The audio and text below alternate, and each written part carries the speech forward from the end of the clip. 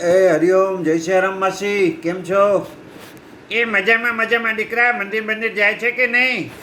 હા માસી, જો મંદિર તો હું પહેલેથી જ જતો હતો, પણ પરણ્યા પછી મને ભગવાન ઉપર શ્રદ્ધા બહુ જ વધી ગઈ છે. અને હવે એ ભોલેનાથના આશરે છીએ માસી. હા હા. માસી, તમે મને એક વાત કરી હતી, એનો મેં આજે પ્રયોગ કર્યો. કે તમે કીધું હતું ને કે સત્ય પરેશાન જરૂર થઈ શકે છે, પણ પરાજિત ન થઈ શકે. પણ એ પ્રયોગ મને થોડોક અલગ લાગ્યો. અને જો તમને વાત કરું તો એ કાલે સવારે એકદમ બરાબર તૈયાર થઈને આવી, તો મને એણે પ્રશ્ન કર્યો કે હું કેવી લાગું છું.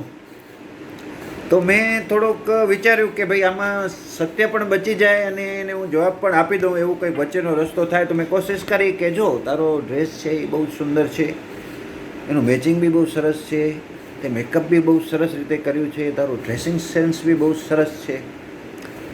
તો એ રાજી તો થઈ, પણ 5-7 મિનિટ પછી એને પાછો વિચાર આવ્યો કે આમાં મારો મૂળભૂત પ્રશ્ન તો રહી ગયો છે. એટલે એણે મને કીધું કે મારો મૂળભૂત પ્રશ્ન એ હતો કે હું કેવી લાગું છું.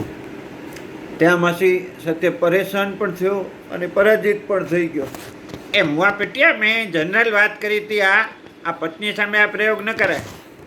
માસી એ જરાક તમે ચોખવટ કરી નાખત ને તો હું બચી જાત.